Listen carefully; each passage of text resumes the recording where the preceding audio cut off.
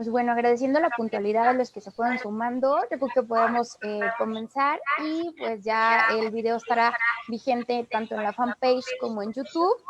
Y bueno, pues Olivier, te agradezco mucho este espacio que me brindas. Me da mucho gusto volverte a ver, aunque sea por este medio. Siempre es muy grato poder saludarte. Y bueno, les comparto un poquito antes de presentarles a Olivier y comenzar ya a fondo con el tema. Como les decía en el primer capítulo que hicimos, que a los invitados que yo tuviera aquí, bueno, pues son personas que les van a aportar mucho conocimiento, mucho valor, y que quien esté aquí es alguien que admiro su trayectoria, perdón, o admiro la actividad que hacen. Y bueno, pues a Olivier tuve la oportunidad ya casi hace 8 años de verlo en el Simposium Internacional de Imagen en la Ciudad de México. Saludos, por cierto, a Memo Sevilla, si nos está viendo, que fue el creador de ese evento.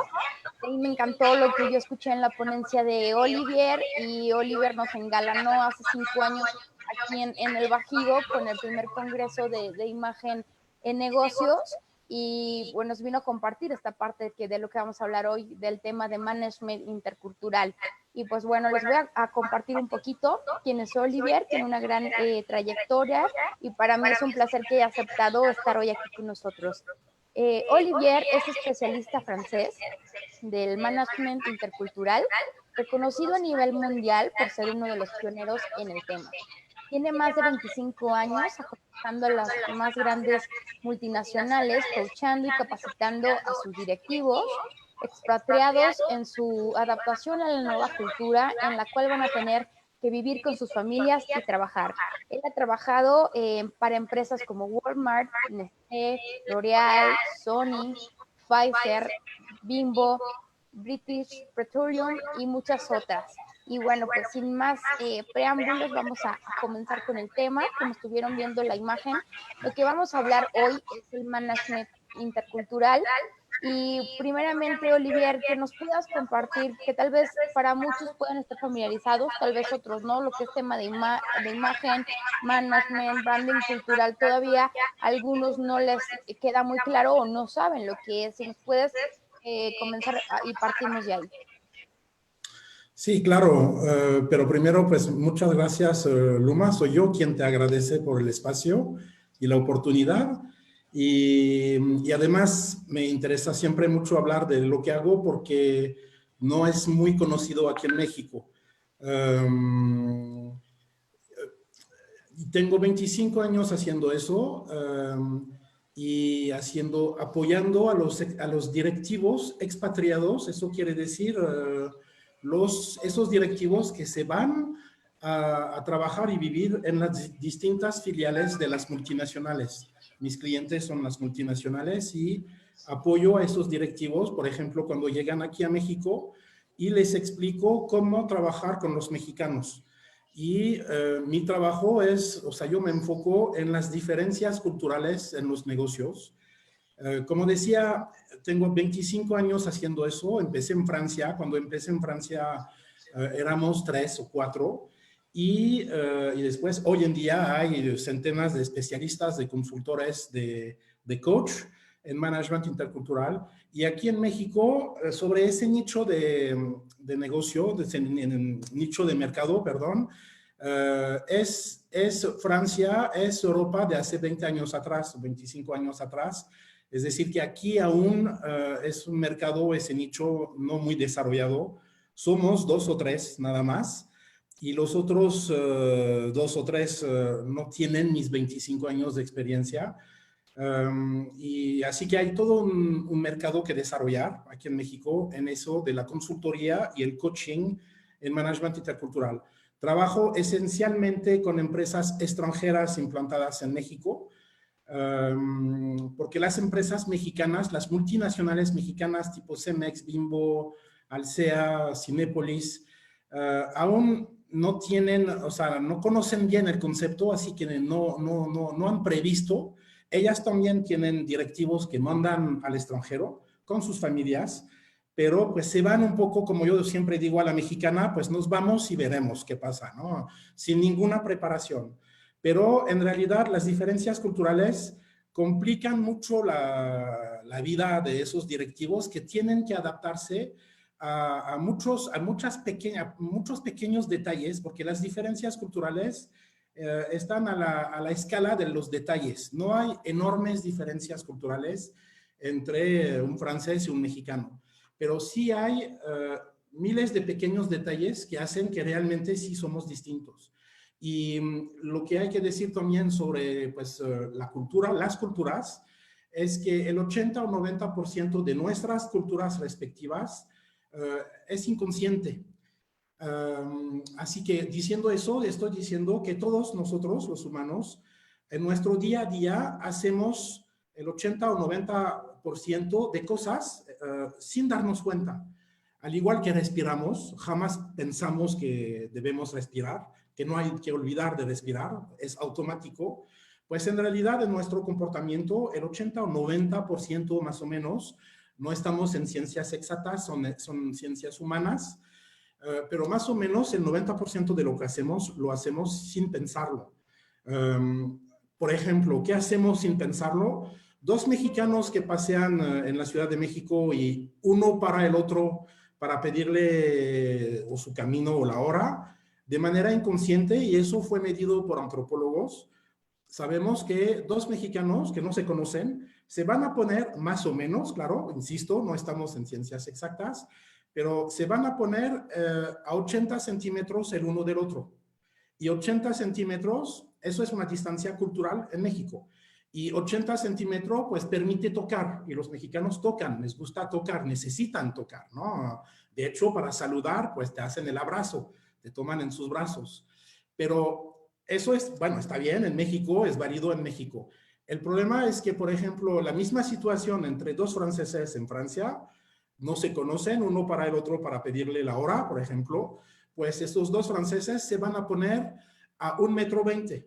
Y 1,20 m, eso es parte de esa cultura inconsciente, que lo hacemos sin calcular la distancia, pero ese 1,20 m, pues pongo el brazo hacia adelante y no puedo tocar a la persona. Eso quiere decir que en Francia y en otros países europeos no nos tocamos y no nos gusta menos ser tocados por personas que no conocemos. Y ese 1,20 m en Francia, en Japón, se transforma en 2 metros. O sea, dos japoneses en la calle que no se conocen, que se hablan, se ponen a 2 metros el uno del otro. Ahora, imagínense el mexicano que se va a Tokio, que se va a Japón, sin ninguna preparación. Pues sin ninguna preparación, él de manera automática se va a poner a 80 centímetros del japonés y el japonés se va a sentir agredido por tanta proximidad, ¿no? Así que el japonés de manera automática y sin pensarlo, sin darse cuenta, va a hacer un paso o dos hacia atrás. Pero estando a 2 metros, el mexicano tampoco se siente a gusto. Así que mi trabajo en mi día a día es de explicar a esos expatriados que se van a ir a trabajar en otros países, pues todos esos códigos de comportamiento que tenemos según las culturas. En realidad, podríamos decir, bueno, pero ¿quién tiene razón y quién no? En términos de diferencias culturales, no hay que buscar quién tiene razón y quién no, porque todo el mundo tiene razón mientras se queda en su contexto propio cultural. O sea, mientras los mexicanos se quedan en México, pues todo está bien, todo funciona. Ahora, el mexicano que sale de México y que se va en cualquier otro país, pues se va a dar cuenta que su comportamiento no encaja en todo. O sea, va a haber algunas situaciones donde va a percibir que hay algo que no funciona sin saber explicar qué. Así que pueden ser esas distancias, por ejemplo. Otra cosa que hacemos sin pensarlo, por ejemplo, es el tono de voz. Jamás pensamos en nuestro tono de voz, pero para los mexicanos, por ejemplo, los españoles, los alemanes, los franceses, gritan, o sea, parece que están enojados. O sea, muchos mexicanos me dicen, pero siempre está molesto.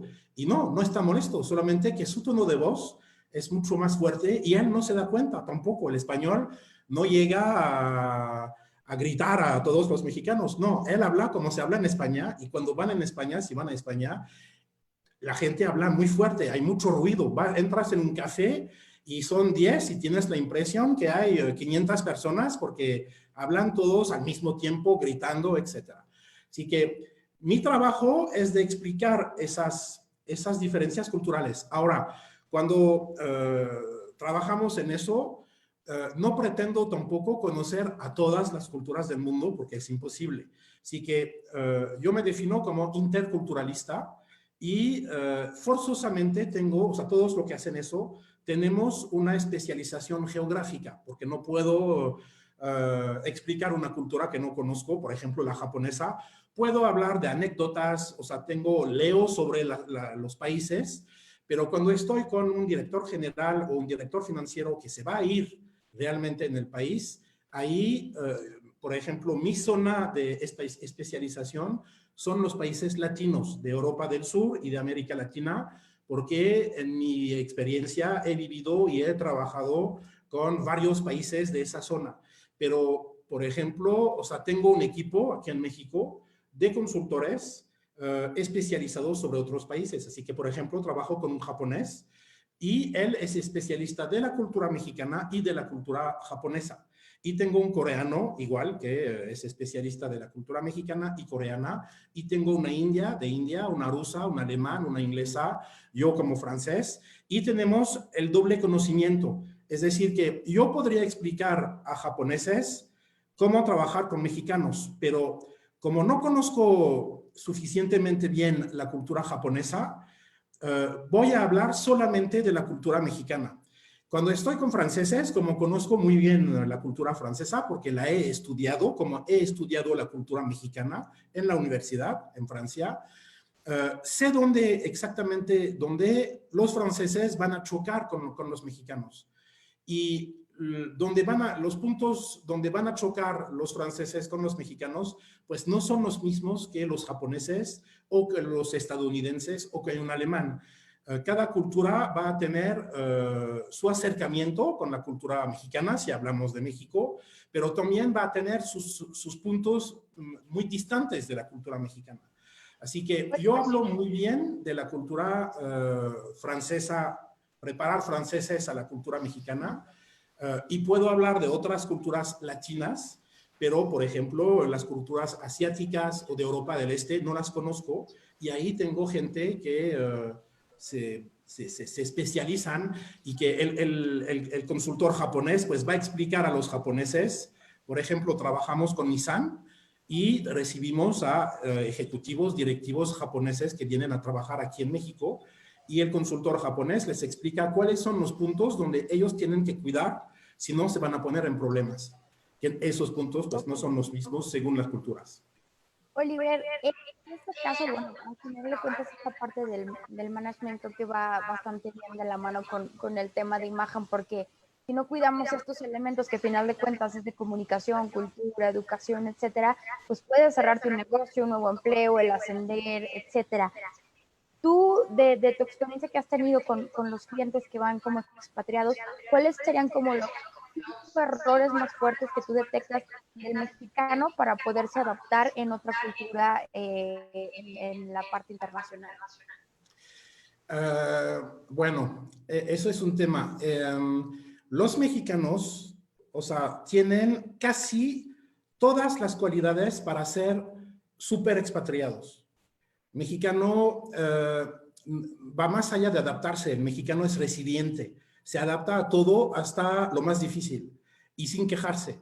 Así que eso, la resiliencia, por ejemplo, siempre cuando hablamos de expatriados hablamos de la adaptación, pero yo diría que la adaptación es el lado amable, es decir, te vas a adaptar a cosas agradables, ¿no? Al país, pues México es un país increíble, mucha diversidad, y montañas, y desiertos, y selva, y gente muy cálida, etcétera, y una gastronomía increíble.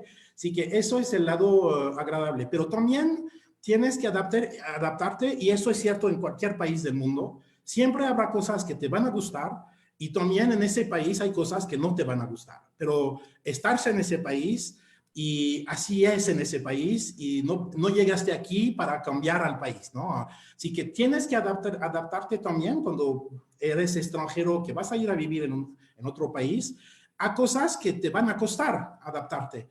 Así que ahí vamos a hablar de adaptarse a cosas que no quieres, pero no hay de otra, porque aquí así es.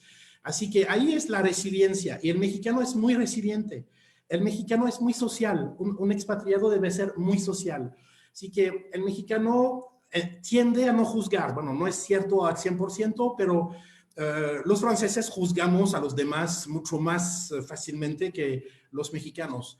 Así que el mexicano tiene muchas cualidades para ser un súper expatriado, pero le falta una, y es la más importante. Sin tener esa, las demás no sirven, y es la movilidad, o sea, querer irse a vivir en otros países. Y el gran problema de eso son los lazos tan fuertes de los mexicanos, uno con la mamá, voy a emplear a la familia y con el país. O sea, las raíces que tienen los mexicanos con la tierra mexicana, son raíces muy profundas, y eso hace que le cuesta irse lejos. O sea, de vacaciones sí, sin problema, pero irse a vivir a 12,000 kilómetros durante 5 años en otro país, difícil para los mexicanos. No digo que no lo hacen, porque hay mexicanos en todos lados, pero les cuesta mucho, o sea, porque, bueno, uno, la familia, los lazos con la familia son tan fuertes en México, pero yo personalmente, ahí es el francés que habla, lo veo a veces hasta enfermizo. O sea, la relación de la mamá con el hijo, muchas veces es una relación, o sea, pues, así, o sea, no muy sana, vamos a decir, porque no lo dejan ir, y pierden así oportunidades que son, porque una expatriación es una oportunidad, te vas de gerente y te mandan para ser director en una filial. Así que es un crecimiento, una expatriación te permite crecer más rápido. Pero es el único punto, o sea, de la falta de movilidad de los mexicanos, y no hablo de los inmigrantes. Los inmigrantes y los expatriados son dos categorías muy distintas. El inmigrante se va por necesidad, no tiene de otra para comer. El expatriado es un ejecutivo, un directivo que una empresa manda con muy buenas condiciones para irse a vivir en otro país. Así que ese sería el freno mayor de los mexicanos, es la falta de movilidad. Pero ahora, si me permites, yo puedo compartir cómo, porque yo trabajo con extranjeros que llegan aquí, que son directivos, que tienen en general una muy grande experiencia a nivel internacional, y lo que sí puedo compartir es que para esos expatriados y sus familias, vivir en México en general es el paraíso, porque es un país, como ya lo dije, es un país increíble, la gente te trata súper bien, etcétera. Pero trabajar con los mexicanos Olivier, es muy perdón difícil. que te interrumpa. Me están diciendo que se está viciando el audio. Yo creo que lo que voy a hacer, tal vez voy a cerrar Instagram para que se pueda escuchar mucho mejor en Facebook, porque veo varios comentarios que dicen que se escucha eco. ¿Te parece bien? Sí, ok, ok. Ok. Perdóname la interrupción, déjame les pregunto. Los que están en Facebook, ¿pueden mandarnos un mensajito si ya se escucha bien, por favor?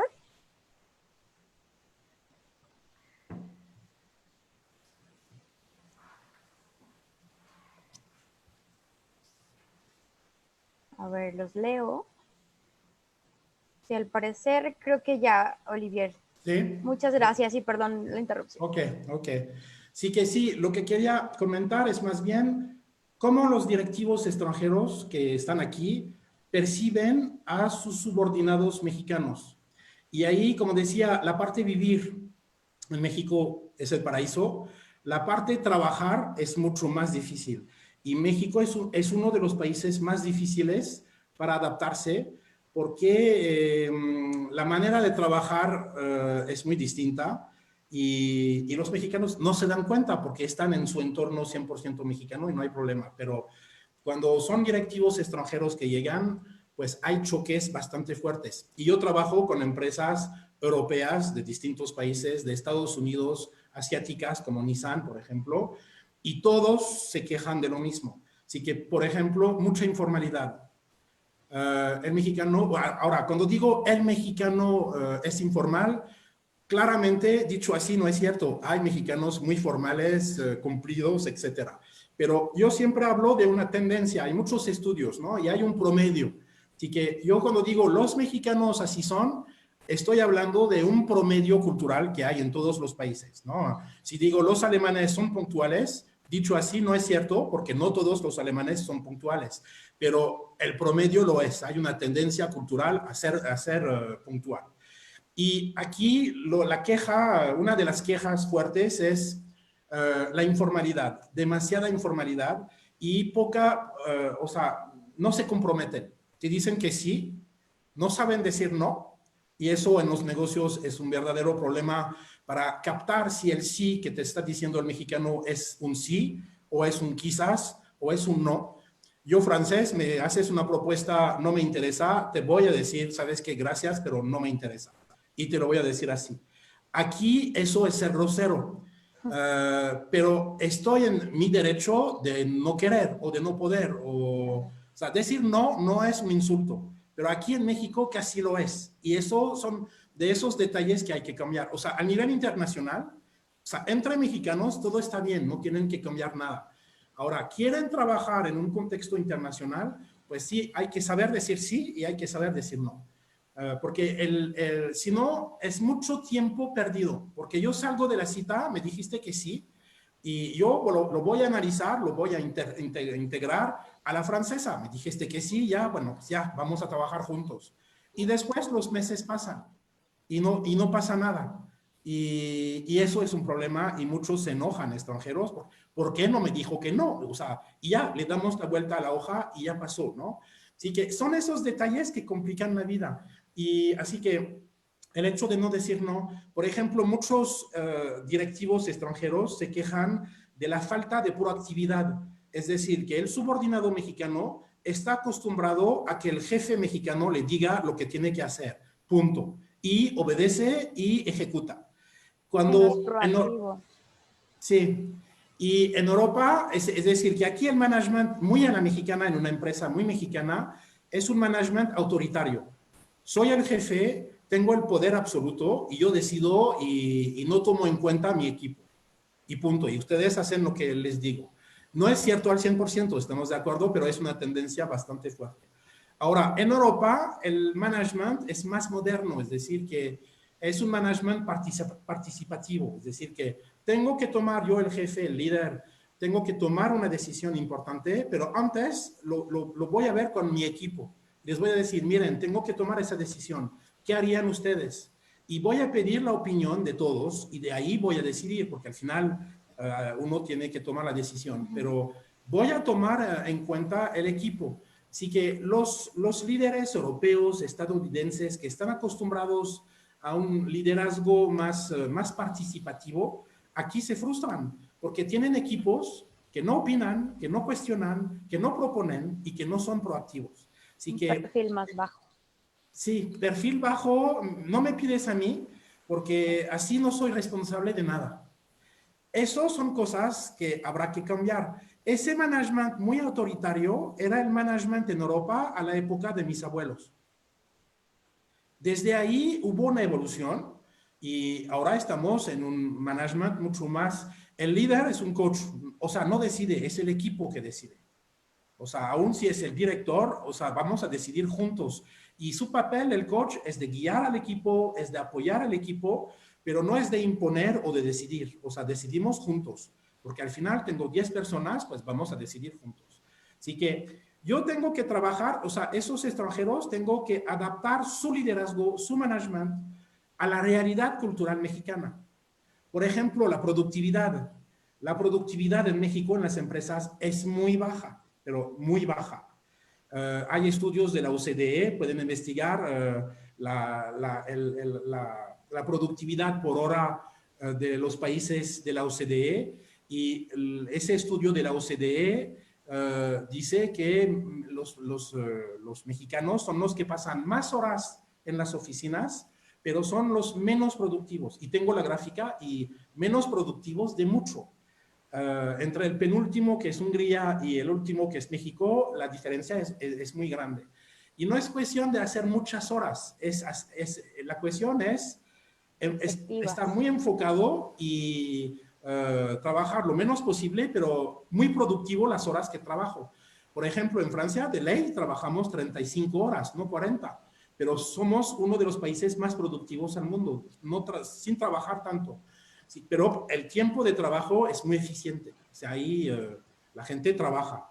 Aquí en México, la socialización en las empresas es tan fuerte que eso hace así que vuelve el entorno de trabajo muy agradable. Todo el mundo se preocupa, oye, ¿cómo estás? Y tu hijo la semana pasada estaba enfermo, ahora ¿cómo está? ¿Va mejor? Así que toda esa socialización vuelve el entorno de trabajo muy agradable, pero claramente no lo vuelve eficiente, o sea, no lo vuelve productivo. Sí. Porque tienes que llegar y vas a saludar a todo el mundo. No vas al grano como tal, sí, ¿no? Sí. Vas en Estados Unidos y de lejos voy a decir, hi everybody, y me pongo a trabajar. Aquí no puedo, o sea, vamos a tomar un café, vamos a platicar. No digo que está bien, o sea, que no está bien. Así es aquí, pero en términos de productividad hay que escoger, ¿no? O tengo un entorno muy agradable, o tengo un entorno de trabajo muy productivo. O las reuniones eternas, que a lo mejor una junta pudiera ser concreta, 15, tal vez media hora, una hora, pero a veces son juntas de horas. El final del día, aunque hay una minuta, una pauta a seguir, no se está haciendo efectivo, ¿no? Sí. Yo vi juntas de 2, 3, 4 horas y sales de la junta, no se decidió nada. Hasta sales de la junta como entraste, no se decidió nada, no, o sea, y perdiste una mañana entera en una junta. Eso no permite ser productivo, claramente. Así que hay cosas que van a cambiar, yo creo, que cambiarán con el tiempo, porque todos los países evolucionan cada uno a su velocidad, pero son de esas cosas que se podrían mejorar para tener mejores rendimientos, ¿no? Pero se perderá la parte amable, la parte agradable, social, que es tan importante aquí para los mexicanos. Y lo que nos gusta de México es esa parte social, ¿no? Y aquí, Oliver, si fuera la pregunta al revés a la que te hacía anteriormente, cuando vienen los expatriados, ¿qué es más difícil? ¿Que ellos se adapten a nosotros o nosotros adaptarnos a ellos? No hay regla, no te podría decir de un lado o del otro. Va a depender, uno, de las personas. O sea, para adaptarse hay que ser flexible. En general, los mexicanos son muy flexibles. Los mexicanos se adaptan. Y como digo, o sea, los mexicanos se adaptan hasta a lo peor. Aquí, o sea, sin hacer política, pero contenido de lo que pasa en el país, o sea, y pasan cosas dramáticas, y la gente ya se adaptó a eso. O sea, la gente se adapta hasta lo peor. Así que el mexicano tiene esa fortaleza de adaptarse. Se adapta, lo puedes mandar en Siria, en un país en guerra, y se va feliz. O sea, así que el mexicano tiene esa fortaleza de adaptación. Como decía, lo que le falta es más la movilidad. Pero ¿qué es lo que cuesta? Pues depende. Por ejemplo, yo trabajo con Nestlé y hay mexicanos que se fueron a Alemania. Se quedaron 5 años de expatriados con sus familias, se quedaron 5 años y Nestlé me pidió, eso era el año pasado, de apoyarlos porque cuando regresan los mexicanos a México, pues ya les cuesta adaptarse a la cultura mexicana. Porque en Alemania, pues todo es cuadrado, todo funciona. Apretas el botón de la máquina, no hay sorpresas, la lata de coca va a caer, o sea, no hay malas sorpresas, todo fluye. Y regresas a México desde Alemania, 5 años en Alemania y regresas a México. Y hasta para un mexicano que vivió esa experiencia, puede ser difícil el regreso. Y me pidieron de apoyarlos o sea, no adaptarse, pero readaptarse, ¿no? aceptar de regresar en un molde cultural distinto, que es el suyo, pero cuando descubres que hay otro país, porque eso es cierto para cualquier persona, es decir, que no es porque eres mexicana que forzosamente es México el país hecho para ti. Es viajando que puedes descubrir otro país, el que sea un país asiático, de Europa del Este o donde sea, donde te vas a sentir como en casa o mejor que en casa en este país. Y si te pasa eso, y hay una curva así, ¿no? Y hay expatriados que ya no quieren regresar. De hecho, yo hago parte de esos que no quieren regresar a Francia porque yo estoy muy bien aquí, o sea, me siento bien.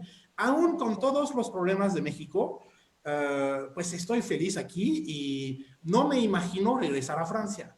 Y tendría que regresar a Francia, quizás sería difícil, complicado, porque no tengo ganas. Estoy bien en México. Pero no todo el mundo está bien en México. Hay unos que no soportan porque es demasiado caótico. Yo claramente, mi personalidad está hecha para vivir en países más, vamos, lo voy a decir así, más caóticos, donde las cosas, haces emocionalmente las montañas rusas en un mismo día, porque pasan cosas increíbles que se cancelan al último momento y vives así, ¿no? Y hay países donde no hay montañas rusas, todo fluye. Así que es menos estrés, pero al final prefiero el estrés mexicano al lado más tranquilo de ciertos países súper estructurados, organizados. Pero eso es cuestión de uno, así que es difícil de decir si hay... Nosotros Como en la una comunidad... regla, digamos, ¿no? No, no hay regla fija, ¿no? Nosotros Exacto. aquí en la comunidad francesa tuvimos un embajador de Francia que al momento de, pues, de irse a otro país no quiso, renunció y tenía una carrera de embajador, pero se enamoró de México y de hecho se enamoró de una mexicana y se quedó en México. Así que tuvimos también CEOs de empresas enormes, directores generales, que al momento de regresar o de ir a otro país se quedaron. Así que, y eso pasa a muchos expatriados en muchos países distintos. De hecho, aquí en la región Bajío, de cuando viniste tú al Congreso, ahora, pues se empezó a llenar, digamos, ya había parte de alemanes, pero sobre todo lo más fuerte fue lo japonés, y las mismas empresas empezaron a hacer esta formación en la parte del management, pero también en la cuestión de la cultura japonesa como tal, y pues ya sabes, ¿no? Lo primero y lo básico era la cuestión de la entrega de tarjetas, el saludo y toda esta cuestión de protocolo, y al final del día, empezando por el cónsul hacía ya un saludo más abierto o abrazaba o tocaba a las personas y rompió como, más bien los mexicanos estaban más nerviosos de hago la reverencia, cómo los saludo, cómo entrego la tarjeta y ellos, ¿no? Pero también eso fue el cónsul, pero por ejemplo venía gente de otras empresas donde sí querían que hicieras como toda la reverencia y el protocolo. Yo a lo mejor era un chico más joven, pero quería, entonces como dices tú, va variando la personalidad o Sí, los roles, ¿no? sí, sí. Muchas veces también me dicen, no, pero yo soy joven, me adapto fácilmente y tampoco es una regla. No es Ya porque ves, eres joven exacto. que te vas a adaptar y que el viejito no se va a adaptar. Puede ser al revés. No hay regla realmente. O sea, lo que es importante es conocerse muy bien porque no todos estamos hechos para ir a vivir donde sea. O sea, de turismo podemos ir a cualquier país del mundo, hasta en Corea del Norte si quieren.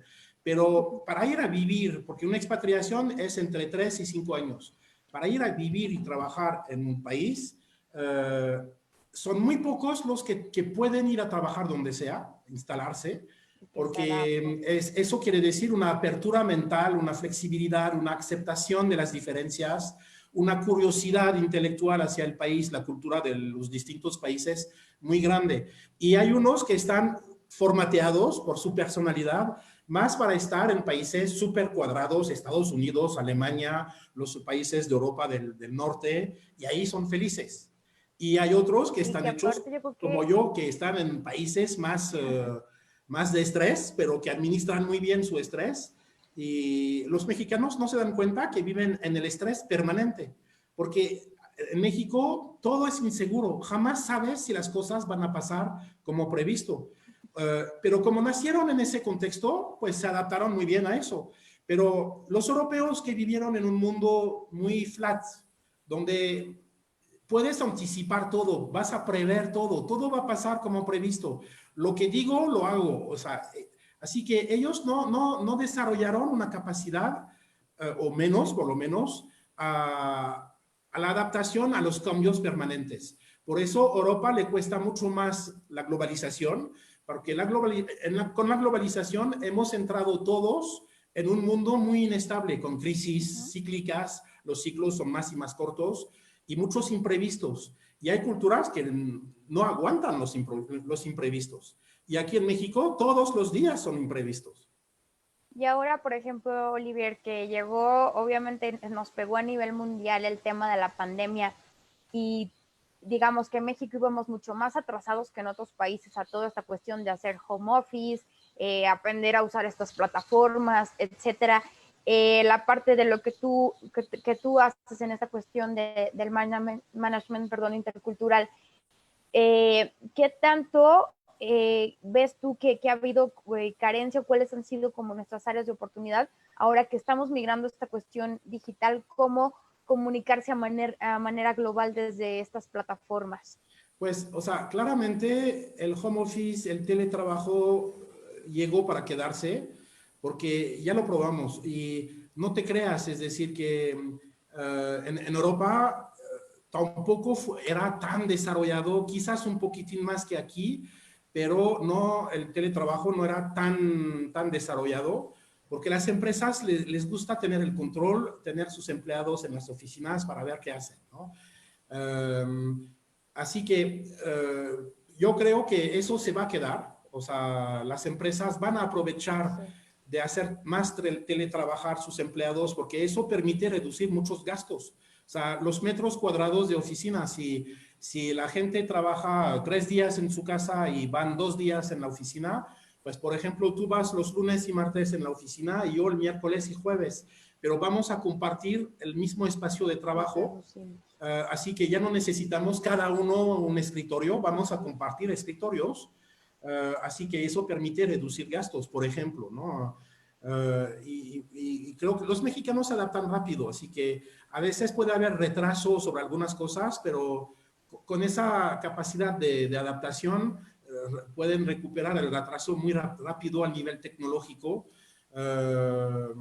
Por las mentalidades muy flexibles, que es la fuerza del mexicano, es muy flexible y si hay que hacerlo así, lo hacemos así, sin hacerse preguntas metafísicas. Que los europeos quieren saber por qué. A ver, ¿me estás cambiando las cosas? ¿Por qué? Pues explícame por qué, si no, no lo hago. O sea, el mexicano no se hace tantas preguntas, ¿no? Acepta las cosas y punto. Vamos. Sí. ¿Querías...? Oliver, están haciendo algunas preguntas, déjame te leo. La primera es de Gaby Alviso y dice, ¿cuál es la habilidad más productiva del mexicano? ¿Cuál es qué, perdón? La habilidad más productiva del mexicano. Más productiva. O sea, el mexicano, o sea, para mí las fuerzas de los mexicanos es la creatividad, es la reactividad, son muy reactivos. Hay un problema en el instante, hay 10 soluciones. Siempre buscando, orientado a la solución y siempre hay soluciones. Cuando los europeos se enfocan en el problema, por ejemplo, hay un problema, hay que entender por qué hay un problema. Aquí ni se preguntan del problema, ya están en la solución. Así que son muy reactivos, son muy creativos, son muy adaptables. Esos son las fuerzas mayores, ¿no?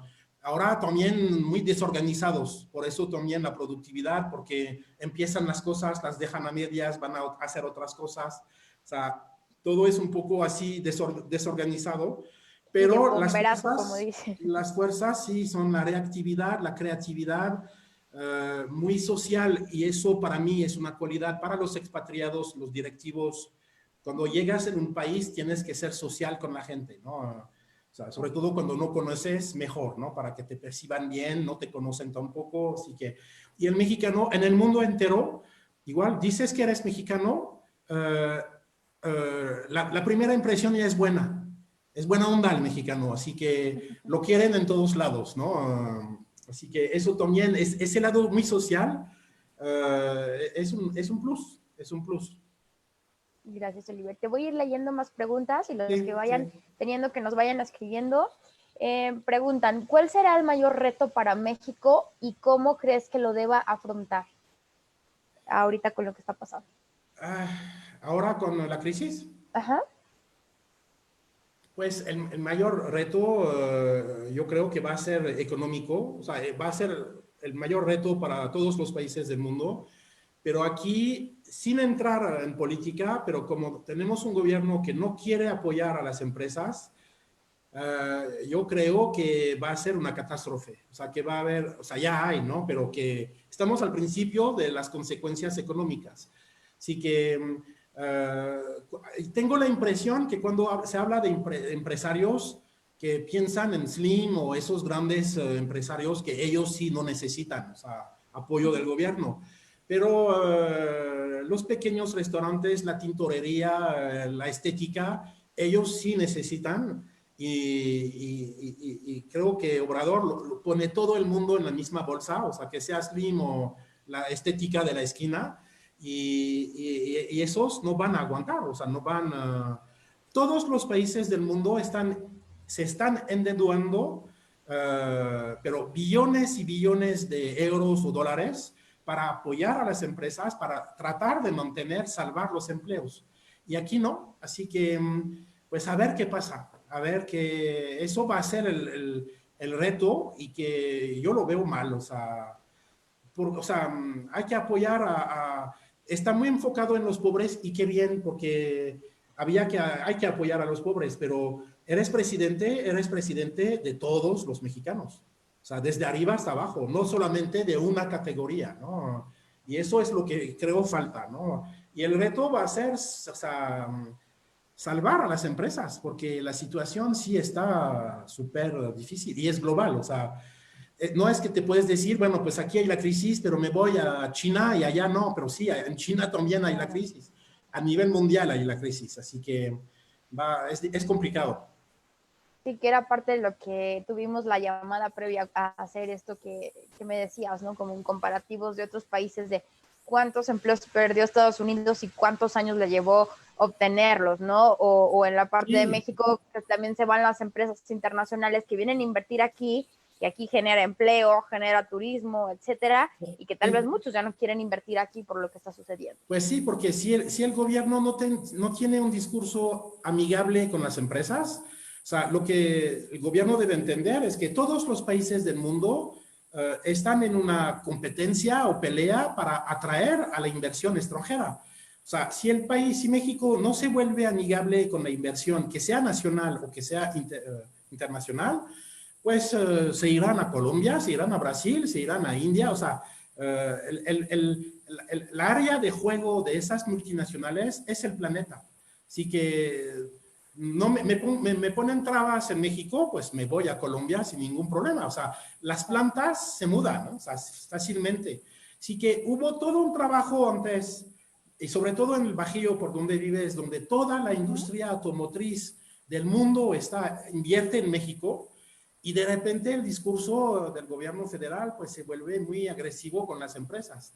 Así que eso me preocupa porque sin inversión empresarial, o sea, que sea la inversión nacional, ¿no?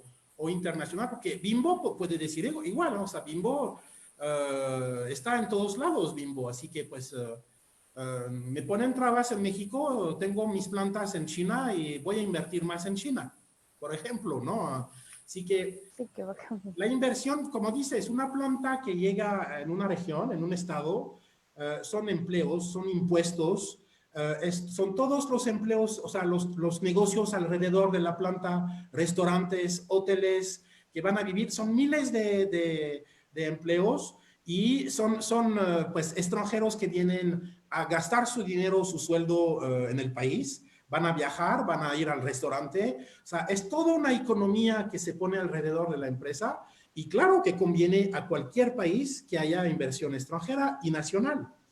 O sea, más los empleos directos, indirectos, los proveedores, o sea, van a sí, buscar proveedores locales, o sea, es todo eso que hay que ver, ¿no?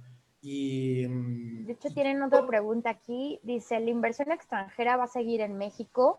¿Y qué dicen las multinacionales y los expatriados?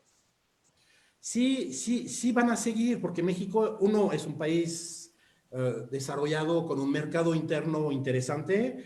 También lo que atrae mucho la inversión extranjera es la proximidad con Estados Unidos, es el primer mercado mundial. Así que la ventaja es que puedes producir del lado mexicano a costos bajos y vas a vender en México porque hay un verdadero mercado en México y vas a vender en Estados Unidos. Así que van a seguir, ¿no? BMW acaba de construir una planta gigantesca en Aguascalientes, en San Luis Potosí. No se van a ir, acaban de invertir millones de dólares en San Luis Potosí, así que no se van a ir mañana, pero podrían frenar sus inversiones. O sea, quizás si en lugar de hacer 2 plantas en México, pues la próxima estará en otro país.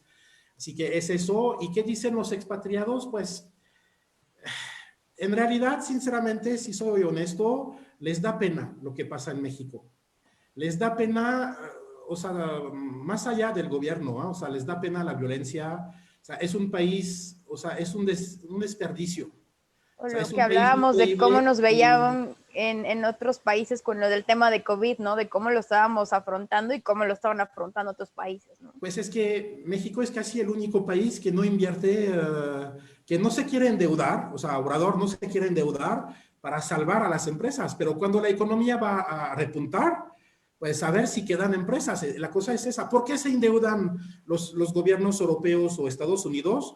Porque su apuesta es que cuando va a arrancar la economía, pues estarán las empresas, porque el gobierno apoyó, estarán las empresas y que las empresas pues van a contratar esos empleados que pusieron en el desempleo.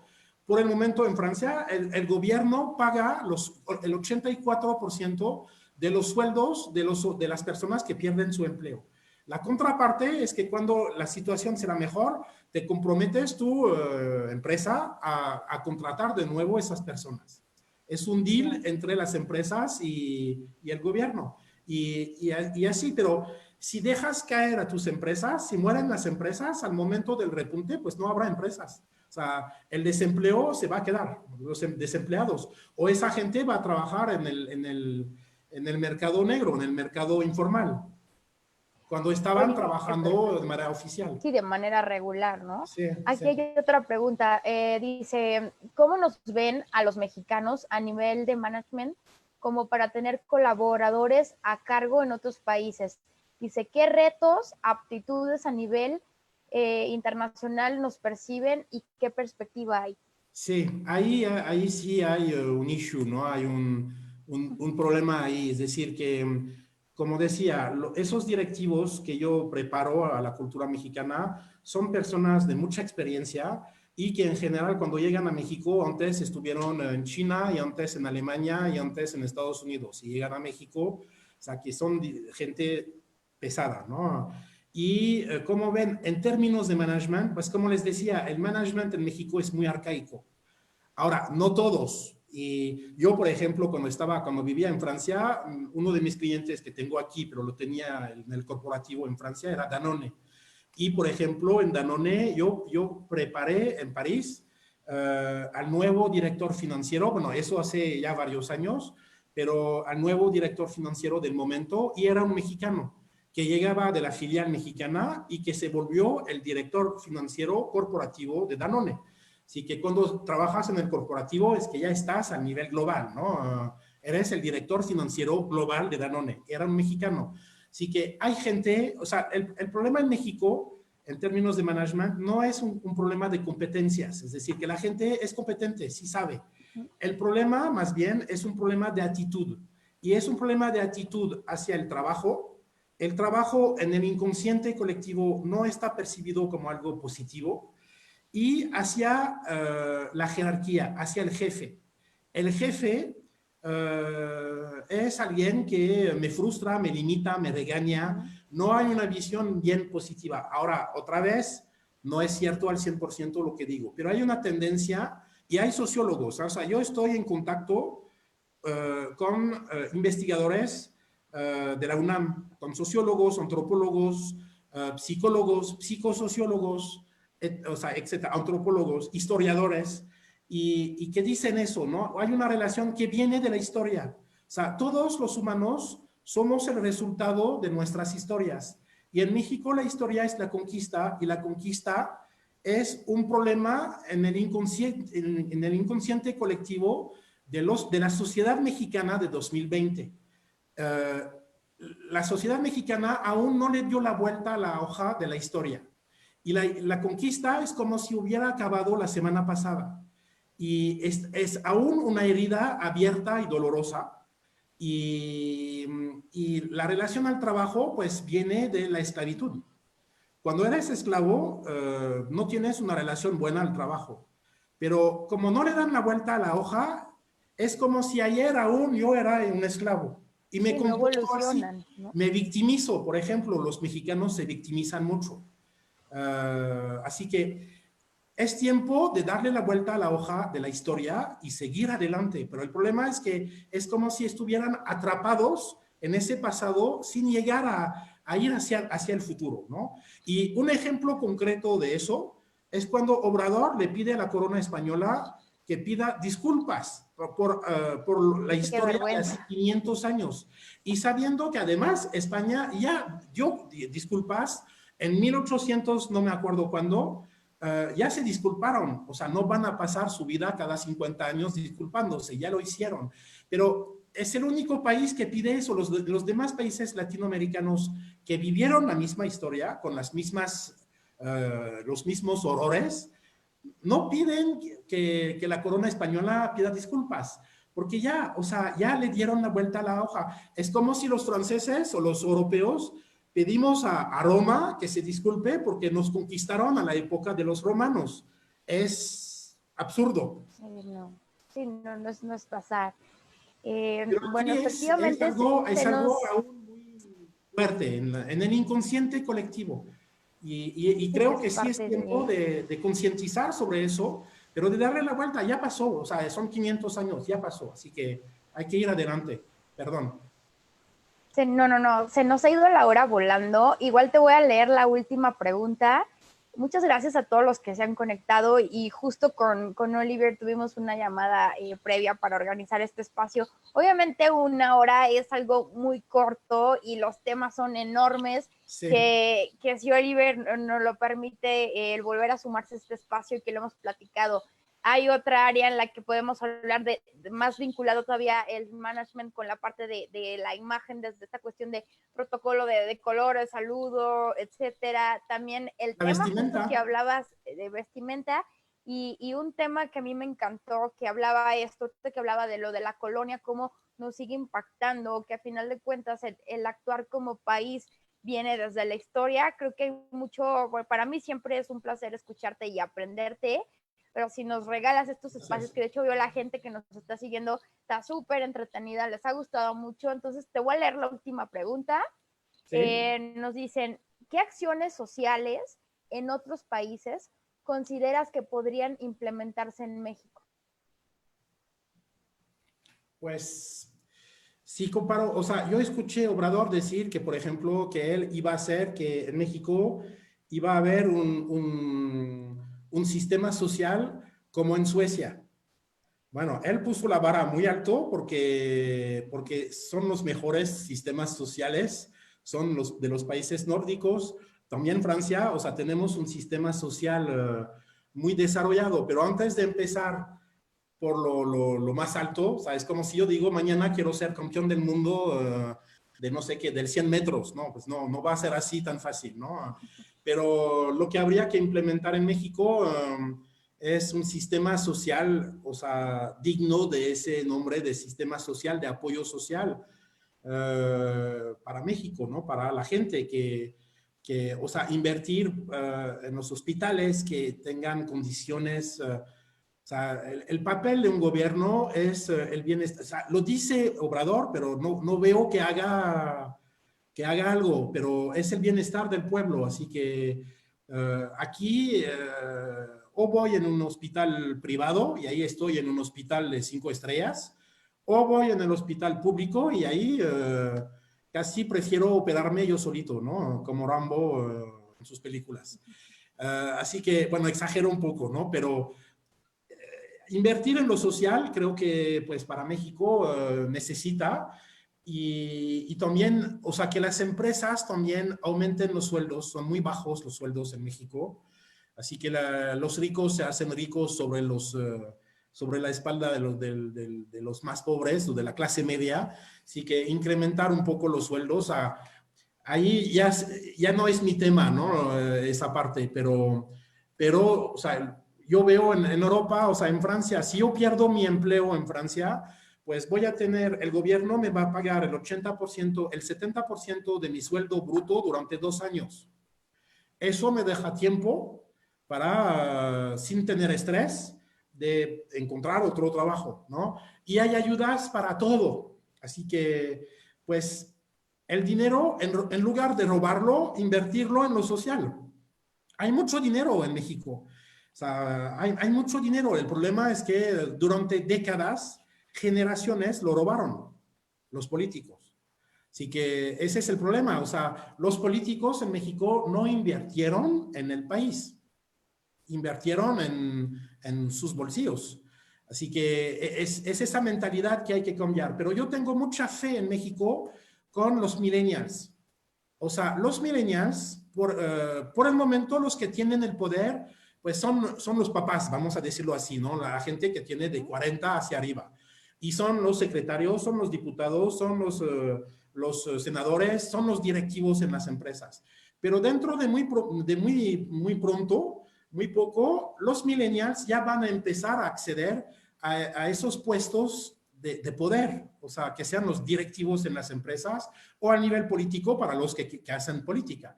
Y esos millennials, yo estoy convencido y quiero creer en eso, van a reformar a México porque ellos traen otro chip, otra mentalidad.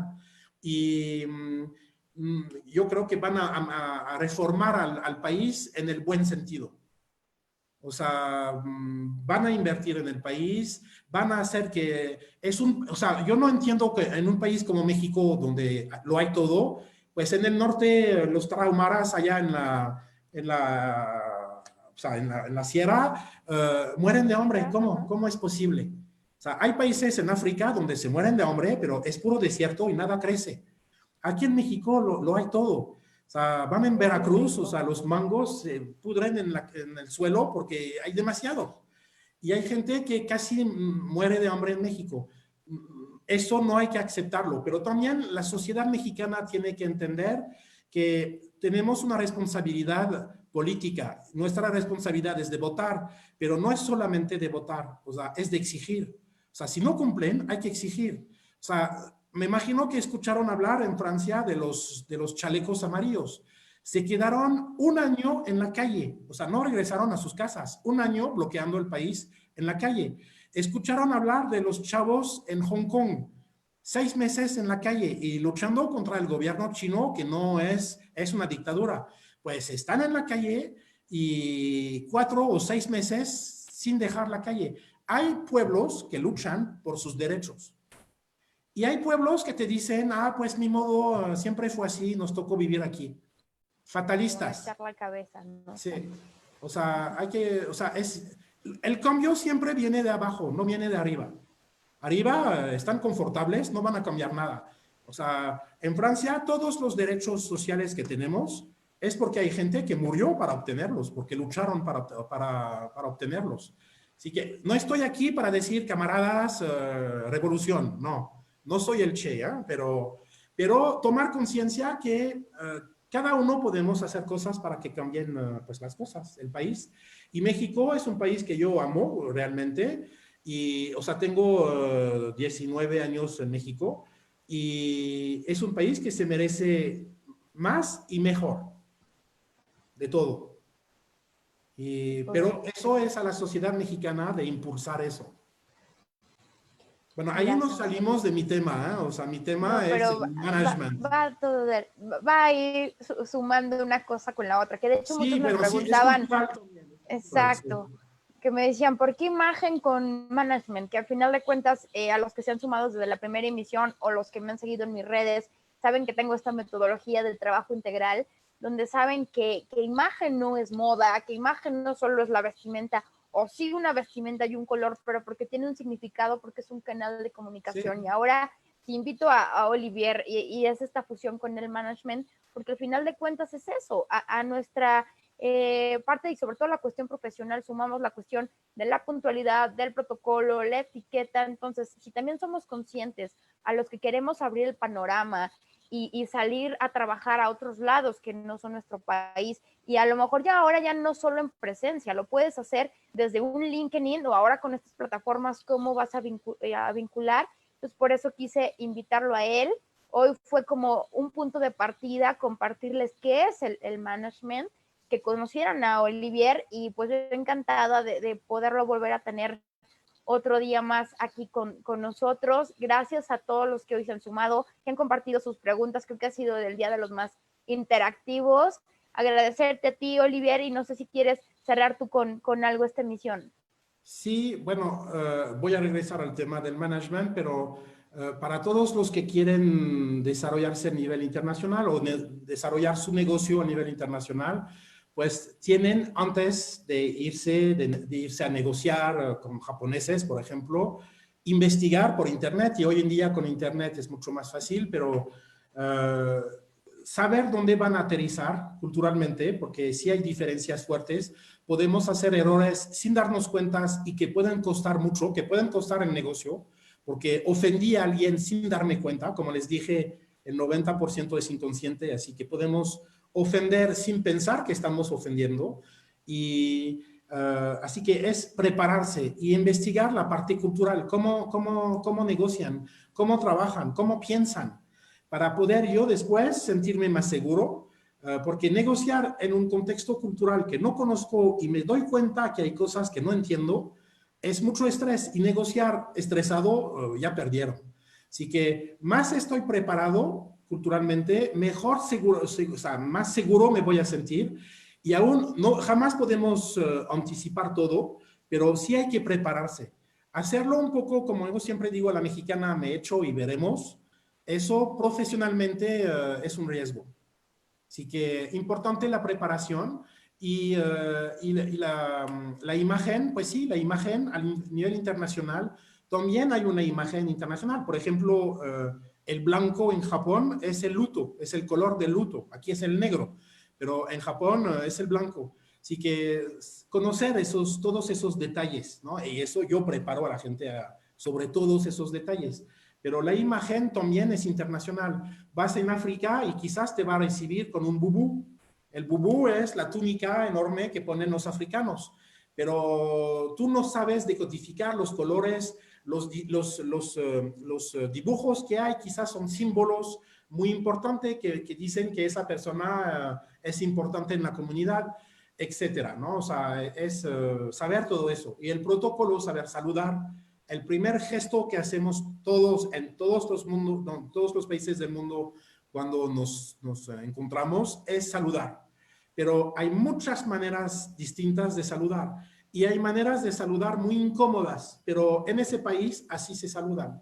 Así que si tú llegas que no quieres saludar porque vas a tener que poner tu cara contra la mía, porque por ejemplo en Nueva Zelanda saludan poniéndose la cara contra la cara, nariz contra nariz y la frente contra la frente, y que tú no me quieres saludar, ¿cómo piensas desarrollar tu negocio conmigo si ni quieres saludarme? Al igual que el abrazo, lo que es totalmente natural para los mexicanos, pues con los europeos que no están acostumbrados, estar en los brazos de alguien que no conoces, para un francés o un alemán, es difícil. Y si se dieron cuenta, si conocen algunos franceses, alemanes, o la primera vez que le haces el abrazo, ellos se quedan los brazos abiertos porque les da pena agarrar a alguien en sus brazos cuando no conoces la persona, porque en sus países eso no se hace. Hasta sería muy mal visto hacerlo. ¿Ok? Así que, bueno, piénsenlo y Luma, pues con mucho gusto, si hay otras oportunidades, con mucho gusto regresaré a No, pues yo intercambiar. feliz y yo creo que ellos también. Olivier, compárteles tus redes sociales para que te sigan. De hecho, vi que también pronto tienes un webinar. Espero poder ser tu alumna, si se puede. Sí, así que Sumarme. tengo bueno, o sea, profesionalmente mi red principal es LinkedIn. Ujú. Y ahí investigan, bueno, creo que sí tienen mi nombre y apellido, ¿no? Buscan Olivier Soumamis, lo tienen en el En el flyer de post, ajá. Luma, en LinkedIn, y me van a encontrar. También en YouTube tengo un canal igual buscan Olivier Sumamis y verán mis videos, y hay un buen de videos hay videos, por ejemplo, de cómo aceptar la crítica. Esos son videos que hice especialmente para mis amigos mexicanos, que acepten la crítica, que sepan decir no, cómo decir no. Así que explico cómo decir no sin ofender al otro y hacer la diferencia en la crítica constructiva o destructiva, en fin. Así que en YouTube es Olivier Sumamis, igual. Tengo un blog con muchos artículos, hay más o menos 200 artículos, y ahí es un blog de bloggers y ponen Management Intercultural en español. Y ahí va a ser el tercero, creo, el tercero que aparece en la lista. Es mi blog y ahí van a encontrar muchos artículos sobre esos temas para los que sé que hay estudiantes, creo, están en carreras de negocios internacionales. Así que ahí van a encontrar mucha materia para sus trabajos. ¿Qué más? En Facebook tengo una página profesional y ahí me buscan como Cultural Executive Coach Olivier Sumamis, y ahí van a encontrar mi página pues de coach. Y tengo otra página en Facebook que es las letras CCBS, Learning, de aprender en inglés. Es Cross Cultural Business School. Es una escuela en línea que estamos creando y estamos poniendo cursos en línea sobre esas temáticas interculturales. Y bueno, en Instagram estoy como Olivier Sumamis también. Ya las tienen también todas. ahí yo les comparto, y también aquí en los comentarios Alain nos está compartiendo como todos los links de tus redes, entonces ya también aquí las pueden seguir más fáciles. Pues Olivier, mil gracias, te mando un fuerte abrazo, me encantó verte por aquí, pero espero que ya cuando pase todo, me encantará volver a verte. Organiza de nuevo Claro, vas a ver que sí, pronto para tenerte aquí ya como va a ser de los especialistas de casa. Y gracias a todos los que se han sumado hoy, que se sigan sumando. De hecho, la próxima semana seguimos de internacionales. Vamos a tener al equipo de NOIR desde Italia. Nos van a compartir cómo el tema del COVID ha impactado en el tema de la moda y la belleza. Entonces, van a estar en directos desde Italia a estas horas de nosotros en México. Entonces, los que se puedan sumar, bienvenidos, y pues linda noche para todos y un fuerte abrazo. Pues muchas gracias a todos. Bye, cuídense. Hasta luego. Bye. Bye.